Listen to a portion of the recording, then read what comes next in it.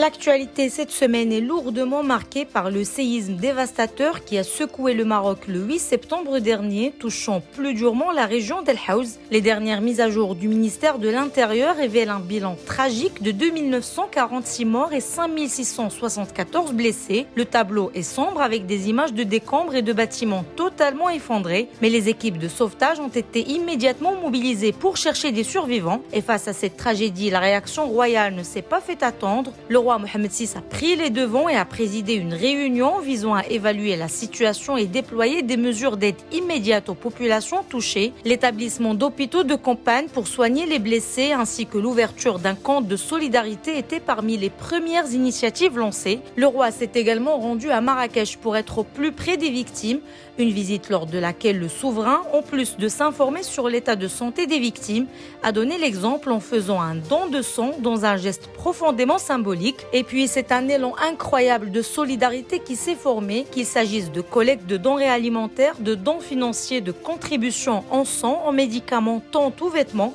Le Maroc tout entier s'est mobilisé. De plus, le Fonds spécial pour la gestion des conséquences du tremblement de terre a reçu des contributions notables provenant tant des citoyens que des entreprises, des clubs sportifs ou même des instances gouvernementales. Et parce que le logement des sinistrés suite à cette catastrophe est une urgence, le roi Mohammed VI a présidé une seconde réunion axée cette fois-ci sur le relogement des victimes.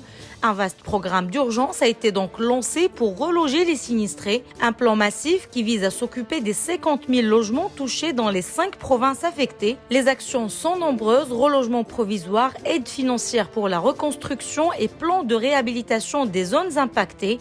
Une refonte globale est à l'horizon avec un renforcement majeur des infrastructures et une amélioration des services publics. Et pour finir, le roi a soulevé un point crucial, la situation des enfants orphelins suite à cette tragédie. Ces jeunes seront désormais sous la protection de l'État et auront le statut de pupille de la nation. Plus d'informations sur lebrief.ma.